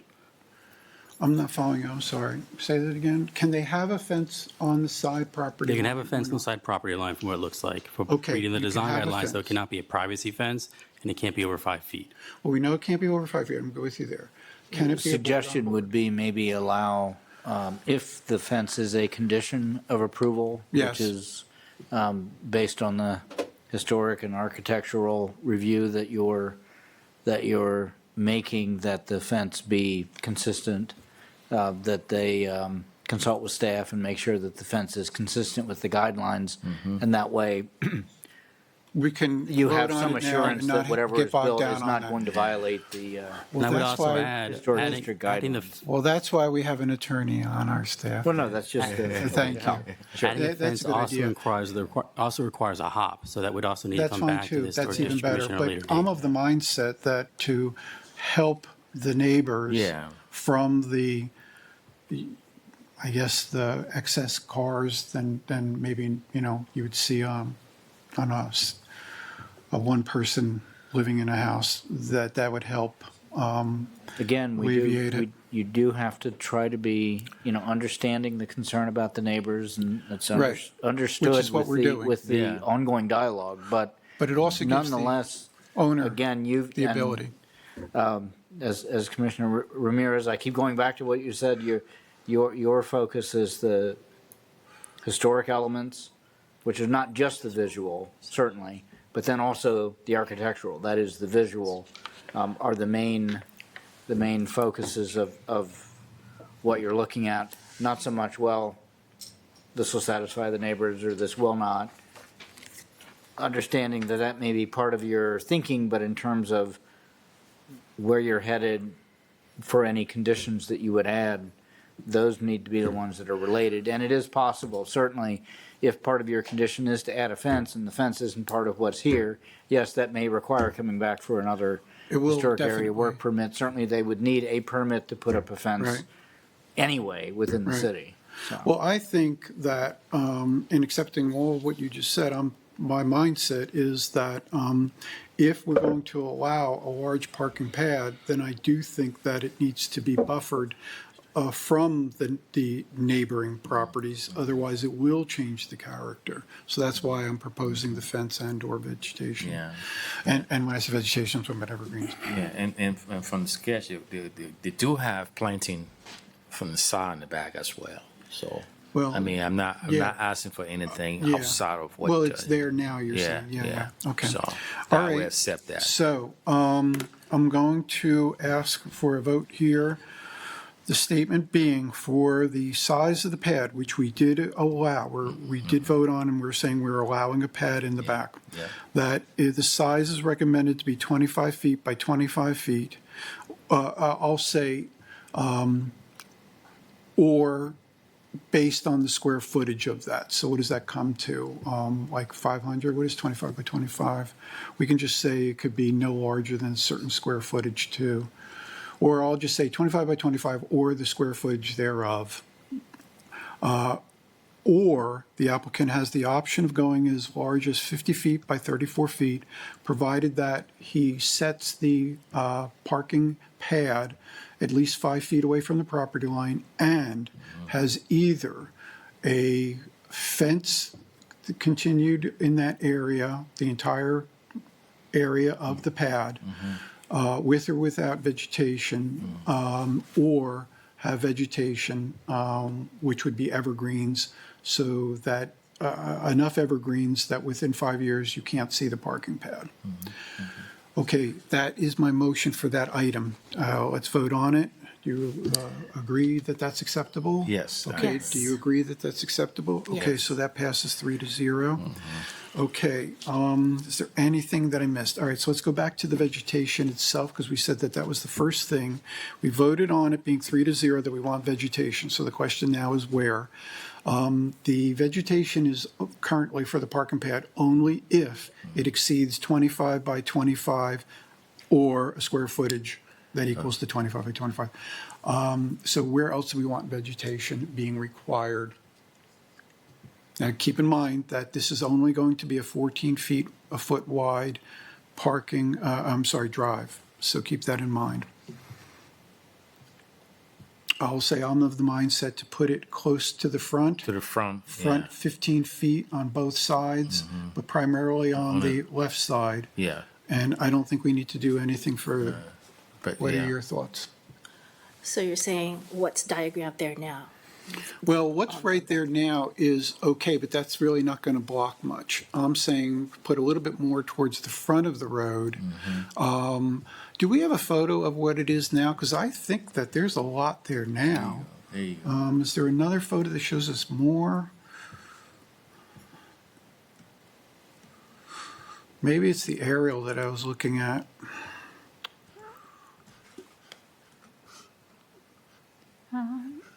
I think that's all I got on the presentation, but I can look for more pictures if you want. But I guess the aerial showed a lot of heavy vegetation, but that's deciduous, because obviously, like I pointed out, that the photo that was used in comparison had no leaves on those trees. So I guess I'm asking your thoughts.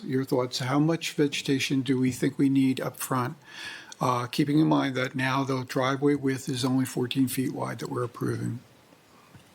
I don't see how we could put vegetation up front without reducing further. Well, no, right now, if you look at, do we have a plan view of the 20-foot wide? Yeah, see, there's a lot of room on the left-hand side. So once that goes down to 20 feet, you're picking up 6 more feet of area. So my question is, do we even need any more vegetation there, or is it fine as is? Again, it's only going to be 14 feet wide. I was able to pull a photo. It looks like staff took. If I can get it switched here, I apologize. There you go. That's great. Yeah, see, there's already a good amount there. They were going to wipe some of it out if they made it 20 feet wide, obviously, because the house isn't moving. So right now, it's got vegetation there, so we may not even need to add any. I believe it is already 20 feet. That's 20 feet right now? I believe okay. so. Oh, good. Okay. I mean, they already have 20 feet. Okay, and so that's there what- you that's go. what- So there's yeah. heavy vegetation there now. Yeah, Okay. yeah. All right. So then we do not need to add any more vegetation in, is that All what right. you're thinking? So How if they about your already thoughts? have 20 feet, do we maintain the 20 feet, or do we reduce it and add more vegetation? We're saying we're reducing, Yeah. making it 14. To 14, okay. So what do you put in place? What, Do we need to put anything there? Because it's going to be more residential just by the very nature of it being it's just 14 going to be feet soil wide. then? Well, grass, I'm sure. I thought your discussion was about the historic looking. Please, thank you. If you'd like some vegetation there, we can work with the applicant on that, working with an Environmental Services Division to see what their suggestions may be. Okay, Sure. all right. So vegetation will be by staff, addressed by staff? Okay, so there we go. All right, so I think we've got it. And so the final motion is, do we want to adopt these 6 motions, 6 separate motions? And actually, what I'm going to say is vegetation determined by staff. Are they consider conditions, or they just, No, consider conditions if you think that the condition is needed. Yeah. So what is the condition? Commissioner Morgan, those would, at least by your way of operating, using at some level Robert's rules, would be that there would be a motion, and it may be to approve, and then those would be the conditions. Yeah, Now, that's what I'm saying. yeah, We're yeah, going yeah. for a motion right now to Yeah, approve those, yeah, to yeah. adopt with them. those conditions. Yes, absolutely. But is there another condition in here that we need to add? Let's say make it number 7.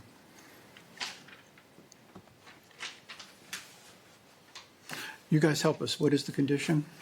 You guys wrote it. What is There's the one condition that that's we already need included to in the staff address? report. I'm There's sorry? one condition in the staff report, one but that's to condition. return the driveway to its original Yeah. state. Right. Sounding, what I'm hearing tonight is that's not the way. So that- that's moot. Yeah. Okay, Yeah, very good. yeah. All right, so we got the 6. All right, so I now am looking for a motion, and I'll make the motion. Okay. And then we're going to look for a second and vote on it. All right, so the motion is we're going to adopt or require, these are caveats, for approval, voting to approve the HOP with these 6 conditions. I already mentioned them. Do you guys, we have it on recording, so you guys could be able to type that up. And there was no confusion when we went through them, so. I actually think If you want, I running can them read through through what I would have. probably Read it be through them. helpful. Read through Yeah, them. vegetation must extend full depth of the driveway or fence within the parking pad. I think that's what At you- the parking At the pad, parking pad. yes. Asphalt is okay. Asphalt is required. Asphalt's required. Yeah. Rephrase that. Well, you want me to go through them? I'll go through them real quick. Driveway width must be reduced to 14 feet. Right? And the parking pad max size is as proposed, but is recommended at 25 by 25, 5 feet off the property line. And then 25 by 25 is 625 square feet. Okay, so And not to- 625, yeah. all right, so it's maximum 625 square feet. Any configuration you guys want.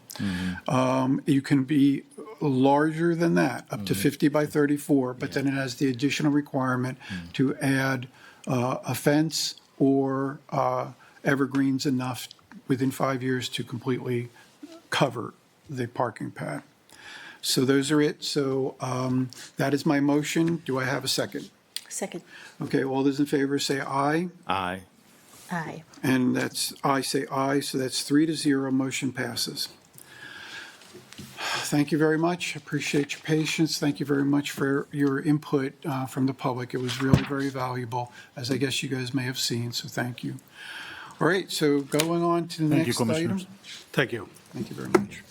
Going on to the next item is discussion topics, which is update the Crown Farm Park project for the property located at 403 Decoverly Drive in the MXD Mixed Use Development Zone. We can wait. We can wait. Hello, can you hear me? Who is that? Yes. Is this the architect on Zoom? Yes, this is Amol Deshpande here. Just wanted to confirm if you can Well, hear me. welcome. All right, please state your name. This is the architect for this. Please, Yes. please state your name and your position. Good evening, Commissioners. My name is Amol Deshpande. I'm with LSG Landscape Architecture. I'm the landscape architect for the Crown Farm Park, and I'm really happy to be here with you today. Did we meet you when we first Yes. were presented Yes. the plan? Was Yeah. that you? Yeah. Thank you very much. Yes, I was there with my colleague Lori Beth Donachie. Wonderful. Yeah, Thank you so much. Okay. Do we want, now may we have introduction from staff, please? Yes, this is the Crown Farm Park preliminary consultation project update. Just some notes from the June meeting when we last reviewed this. The plans still intend to remove the machine shed, and the plans now include removing the metal grain bin due to renovation costs. Plans do show more open space has been added, and playground equipment designs would be updated. And then I can pull up the plans.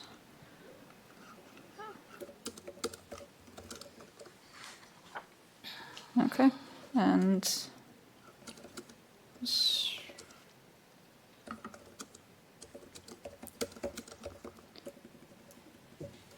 I'm sorry, Mr. Architect, I missed your name. Oh, no, okay, just let me know if you want me to start presenting. Yeah, you see the plans? Yes, I do on see the plan. screen? Yes, thank you. So this is, well, thanks for the opportunity to speak. This is the plan that we presented to you back a few months back when we met you. With the exception of we had a little bit more planting, but there was a recommendation that we keep it more lawn, I guess, just to sort of evoke more of a farm feel to it. So we did update that much, but everything else is consistent with what you saw. We just wanted to show you first what you saw back when we met you. We at the time we were toying with the idea of keeping the grain bin and removing the storage shed. So since then, we did the detailed cost estimate for the whole project, and we believe it will be extremely cost prohibitive to keep the grain bin because it does need a lot of structural renovations. It also needs to have a new concrete pad. So at that point in time, we're pretty much rebuilding that same shed and for no use. I mean, nobody will be able to enter that anyway. So with that in mind, our recommendation is to remove that. If you go to the next slide, is it on the next slide? For some reason, I can't really see the slides. It's next, yes. Okay, yeah, okay. So if you go back one slide, and I'm assuming you're on a slide that shows just a black and white picture. Yes. And it is basically showing you that we met with the neighbors, and they had concerns about the back and forth switchback ramp system we had in the backside. So we worked with the neighbors to realign the trail system that goes along the stream buffer and the forest conservation easement. And they are now in agreement with this alignment. So that's just an update to you. It has no bearing on any of the historic structures, but just an update that we did work with the neighbors on that. So now you can, if you could go to the next slide, which is the slide number 3. And you can see on this slide, the overall planning and design is still very much similar to what you saw. We are still keeping the 2 silos. We did detailed cost analysis, and it is going to cost quite a bit of fortune on this, but it is the most important historic element on the site. So we are working with the team, with the staff, to find ways to keep the silos and have some structural renovations. We won't have any kind of usage of the silo. We will try to find ways to keep people away from the silo, but make sure that it is safe to keep it there. We are still obviously keeping the wooden barn. We are proposing to remove the storage shed, and in this plan, we are also proposing to remove the silo because of the cost concerns. And we also found along the way that again, we are trying to really fit the whole project within the budget. And so we realized that the proposed grading was going to create a lot of dirt that we will have to haul off the site, which will add a lot more expense. And so we regraded the site in a way that actually benefits the whole project. And so we have reduced, as you come down along that circular playground, we used to come down, I think, 8 feet or so. Now we are only coming down 6 feet or so, 6 or 5 feet or so. And that helps us reduce the amount of cut. And then we are also trying to remove as many retaining walls as we can. We used to have a few retaining walls, and in order to remove those, we had to regrade that lawn area. And so now we have a little bit of steep, sloping area towards the Decoverly Drive, which we will be planting and creating a buffer so that the kids don't run into the Decoverly Drive, which is, I think it's an improvement. And the main change that you will see towards the grain bin and the storage shed is that we were initially cutting into that slope to create a visual relationship with the silo and the grain bin. We realized that if we're not going to keep the grain bin, which technically is not a historic structure, although it is part of the whole ensemble, and we appreciate that and recognize it, but it is not necessarily a historic structure. So if we are removing that, we have an opportunity to fill up that area a little bit, creating a bit more buffer between the neighbors and the park. We reoriented so that the people are not so much, the noise and everything is away from the neighbors in the back. And it's just an open lawn space. Again, when we were back with you a few months ago, I think the commission really wanted to keep more lawn space in keeping with the idea of a farm. So we wanted to maintain that kind of a feel throughout. We do have proposed, like a row of trees, just like we had back in the days, so in the previous proposal. So everything else sort of is similar to what we showed you before, with the exception of removing the grain bin and some of the grading changes that we have made to make sure that the project fits within the budget. Kate, back to you. Okay, very good. Thank you so much. Kate, anything further? No. Okay, good. I like a lot of what you've done, and I appreciate what you've done because I was the one who asked you to make the change. So thank you. I think the more lawn, because people love lawns in the park, is great. And it appears that you kept, it looks like the, what is it called, the little stadium area that slopes. Is that the embankment? Yeah. Mm-hmm. Yeah, that looks really nice. Now, I can't tell what's in the middle of the circle. Is that water or is it grass? No, it's Or hard surface. Yeah. Yeah, it's just a playground surface, and we are working to see if it should be poured in place rubber surface or it should be a bonded rubber surface, and everything has a little bit different cost to it. So we are still working through that. The weird shape that you see, it's bound to change because with poured in place rubber surface, I'm trying to provide ADA access to the various play equipment that might happen there.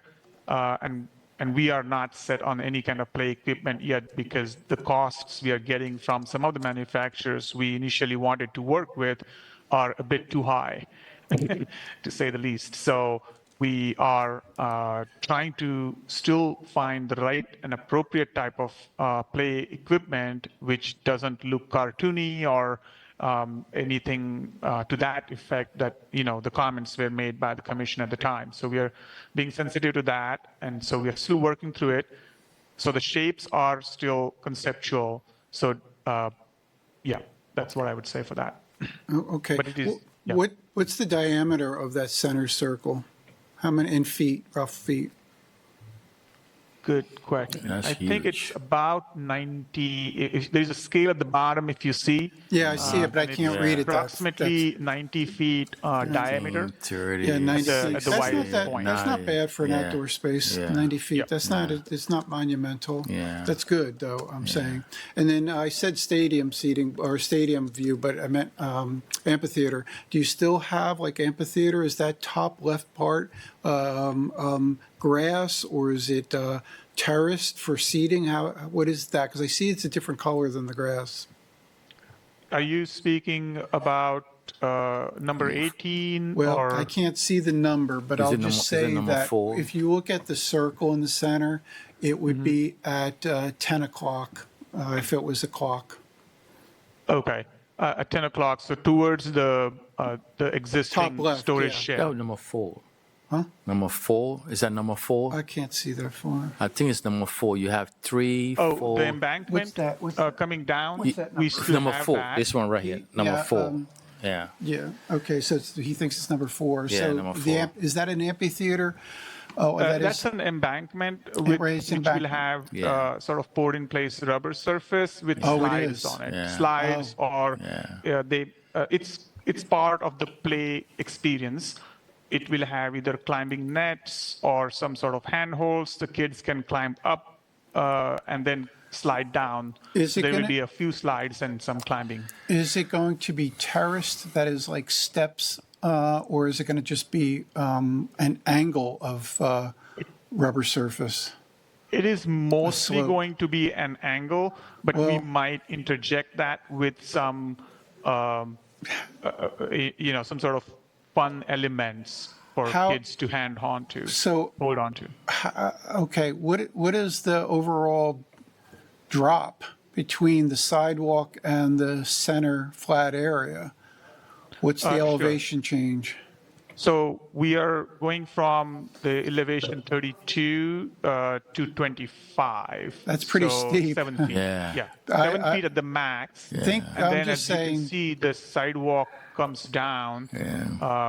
I'm just saying that I think it may be hard to maneuver from that sidewalk to go down that if it's a rubberized material without people maybe falling and tripping. So you may want to make it, I don't know if it's going to just not be terraced with horizontals, layers of horizontals.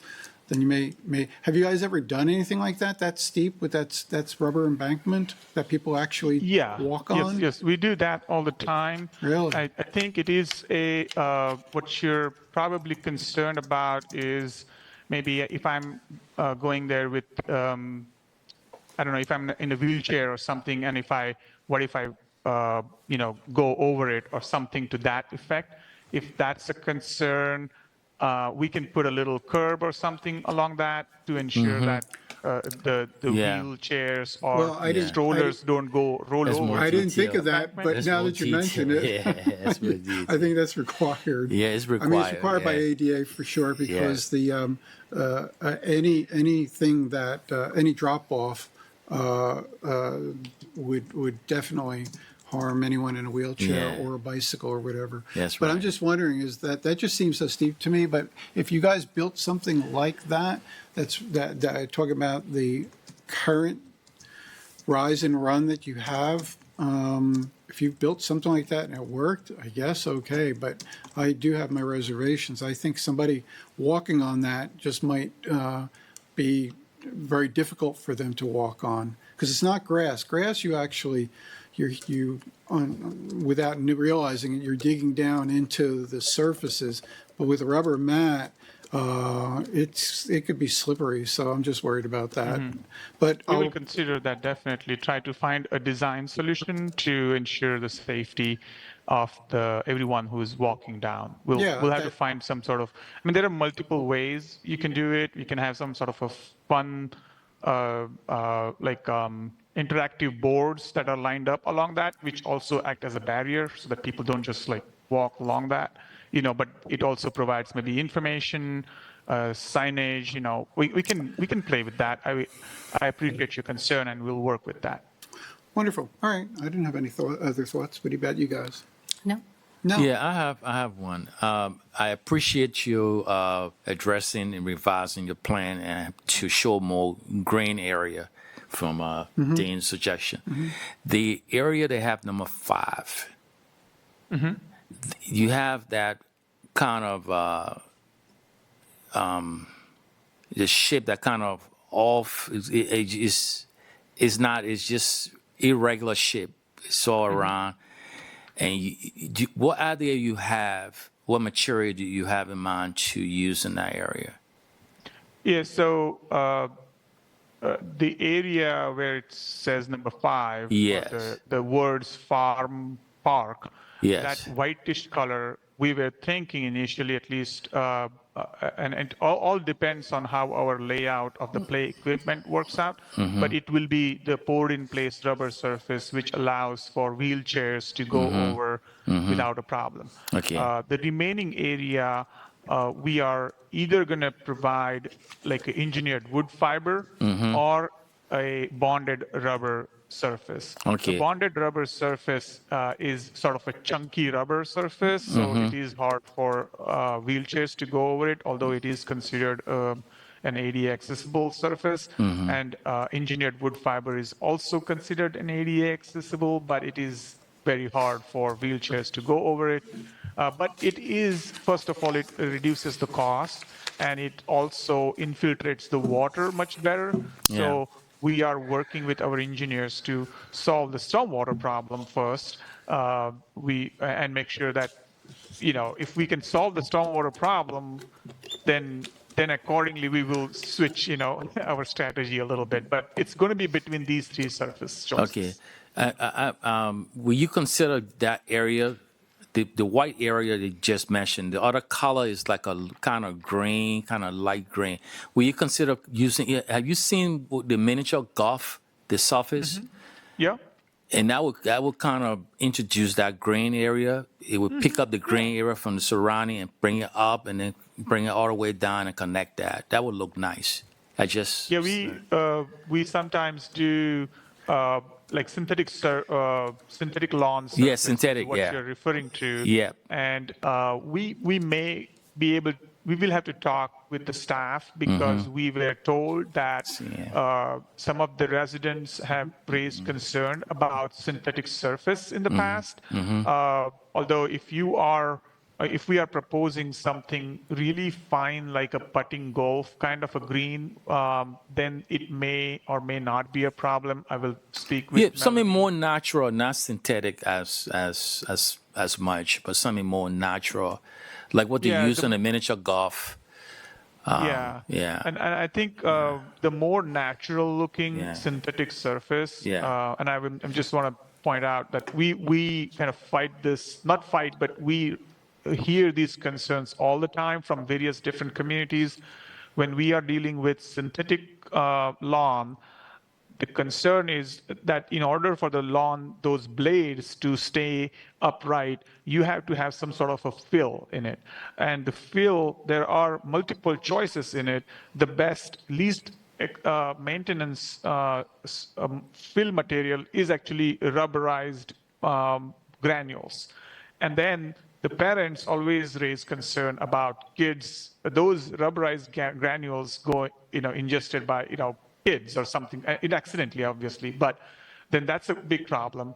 And then it's a battle sometimes. Okay, so some communities are less concerned, other communities are more concerned.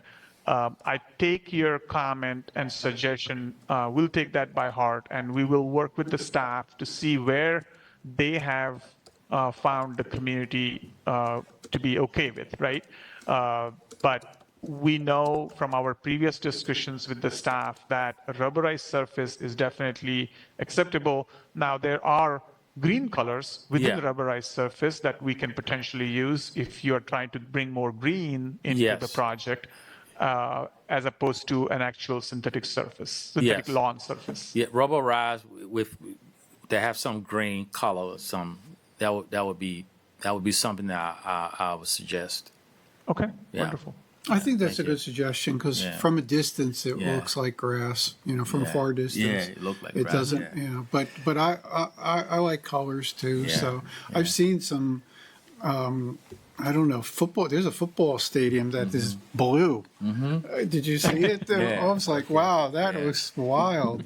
But I'm just saying that it doesn't necessarily all have to be Be green. green. Yeah, you bring some color into Yeah, it. Yeah. so, but Yeah. I think he Yeah. knows what he's doing, so Yeah. it It looks looks good. really good, yeah. Yeah. So thank you. Well, actually, though, Frank, I think I should open this up to the public, just because it wouldn't hurt for the public to put their 2 cents in. Is that acceptable, or is that? Oh, not it's entirely acceptable. All right, very good. All right, so there is nobody in the audience here live, so I'm going to open it up to anyone who's on the computer, if they so desire, to put their thoughts in. So the public is now invited to speak, to indicate that you want to make a comment. If you're on a computer or laptop, move your mouse to the bottom center of the Zoom window, and you should see a raise hand button pop up. Click on that button, and we can call on you. If you're dialing in on a telephone, please press *9 to raise your hand. You see We have anybody? nobody online. Nobody? Okay, so there you go. All right, very good. So next and last is, let's hear from the commissioners. Do you guys want to add anything further? Nope, I do not either. Okay, very good. Well, thank you so much. We appreciate your help and your attention, and certainly addressing all of our concerns from the last time. Thank you very much for that. Thank you very much, Commissioners. Appreciate your time. Wonderful. Thank you. All right. Okay, next then is anything from the commission. Commissioners, Rudy, do you have any further thoughts on anything? Just that it was very interesting conversation we had. Oh, tonight? Yeah. Thanks you for holding. expect that? Yeah, I did not Thanks expect for that. holding the floor. It was tough. Yeah, controlling. Yeah. Yeah, we didn't expect A lot that of at all. passion. Yeah, Yes, yeah. yes. So hopefully we made the right decision. We Yeah, certainly I thought think about so. it, Thought yeah. it through. Yeah. Didn't take it lightly. We really We have to addressed be fair everything. and reasonable to all To all parties. parties, that's yeah. right. Yeah. Okay. All right, Kathleen? I appreciated how you handled things tonight. It was a great learning experience. Yeah, you can't make everyone happy, but I think it was a well thought out, well discussed topic. And Well, thank you so much. yeah, we'll leave Wonderful. it to the staffers now. Yeah, Yep. and Frank keeping us in check legally. That's right. That's the most important, Frank. We can say anything appreciate we it. want, but Yeah. without your help, we get ourselves in trouble. Yep. Okay, next then, and I don't have anything further. So anything from staff? Kate? I did have 2 administrative approvals, both for tree removals and replacements. One was at 104 Chestnut and the other at 11 Brooks Avenue. Okay, thank you. Frank? Well, I will apologize for not being here early on. My calendar lied to me twice today on an earlier meeting as well. But I had this set for Wednesday, Yeah. and I was hoping. It's on the calendar for on the Wednesday. calendar, If you go online, it's still on there for Okay, Wednesday. that was part of it too, and I was hoping, yes, that it would be Tuesday. That was my preference. Okay. And Kate and I had talked on Friday, and I should have just asked, "Are you sure this thing's on Wednesday?" Because usually No, I before Thanksgiving, it's remind always you. moved. Yeah. Because you said, see you on Wednesday, and So I when said, no, it's Tuesday. So when I got Greg's text saying, "Where are you?" Actually, at some level, I was saying, "Okay, I'm going to be a few minutes late, but this is probably the better night." Yep. Yeah. Yep. So, Well, the so only again, reason, sorry. I think first time I was almost not here, but I made it anyway. Yeah. do you know why I'm here? The only reason I'm here a few days before Thanksgiving, so we didn't have to be here a few days before Christmas. Hint, hint. No, didn't get that. She didn't get that. I was trying to see where the calendar was you wrong. need to be Yeah. more direct. What do you mean by Yeah. that? Yeah, we're just hoping perhaps we that can- there's nobody who needs a hawk next month. Okay. But if they need it, Yeah. I'll be here for you. I'll ask for a Christmas miracle. Greg? Christmas America. Christmas hero. Greg, anything from you? Nothing for me tonight. Just wanted to wish everyone happy Thanksgiving. Thank you so much. Thank you. Very nice thought. Appreciate it. that. All right, anything from anybody else? We're hereby adjourned. Thank you, everybody. Thank you.